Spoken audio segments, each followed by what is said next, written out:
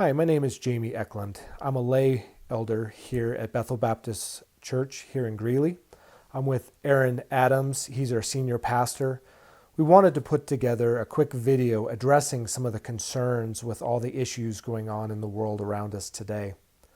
We want to address really one question, and that question is, what is the leadership doing here at Bethel, and how can our congregation be involved? Before we begin, let's focus our attention on the Lord as we see in His Word in Hebrews chapter 10, verses 23 through 25. And this is what it says. Let us hold fast the confession of our hope without wavering, for He who promised is faithful. And let us consider how to stir up one another to love and good works, not neglecting to meet together, as is the habit of some, but encouraging one another, and all the more as you see the day drawing near. We recognize the health dangers and submit to the authority of the state, but at the same time we also recognize that God's Word has supreme authority over our lives and over our congregation. And so with that in mind, we've been considering what it means in chapter 10 of Hebrews when it says that we should not neglect to meet together. And so we want to avail ourselves of the technology at our disposal to make sure that we're finding ways to do just that in this strange time. So for example, the elders have continued to meet in virtual meetings and to discuss and pray about the concerns of the congregation. And we will be meeting regularly and reevaluating on a weekly basis as things around us change. As we look at Hebrews chapter 10, we find that the purpose of meeting together is so that we can stir one another up to love and good deeds. And so that's exactly what we're asking of you. Yeah, we're all stuck in our houses, but that doesn't mean that we have to stop loving one another. So we're asking that you find ways to love your neighbors, that you reach out to those in need, and that you reach out to members of the congregation. Here are a few ways in which you can take advantage of this time and use it to spread the glory of God in the gospel of Jesus Christ. Pray, pray, pray, and pray some more. Take out your Breeze app and look through the members of Bethel and start praying for each and every one.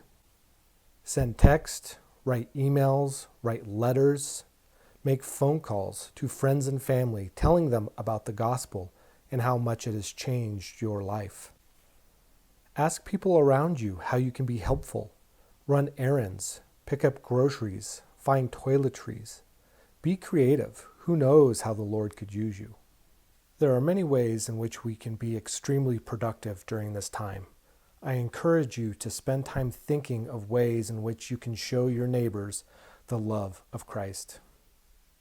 One silver lining that we have seen through this crisis is that people are more open to talking about Jesus, because by and large they are feeling cut off from relationships, and that is forcing them to consider their life choices and their priorities. We have the hope that people need, and people are recognizing this need during this crisis.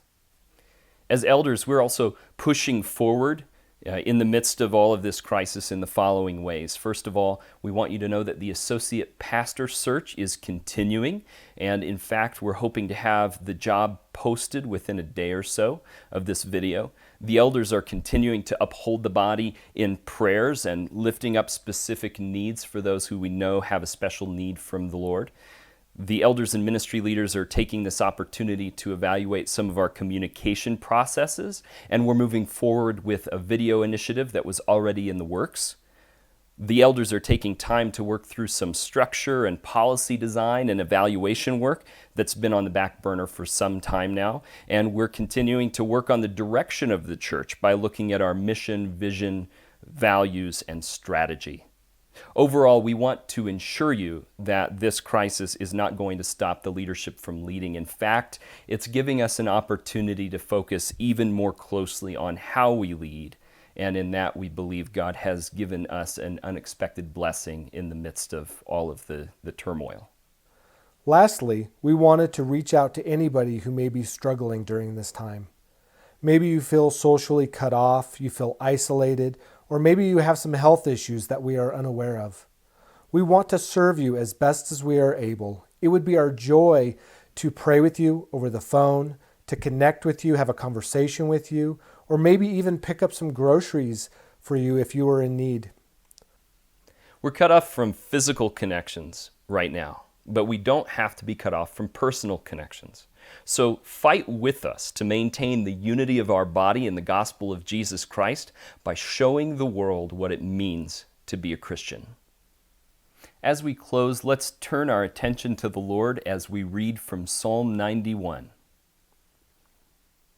He who dwells in the shelter of the Most High will abide in the shadow of the Almighty.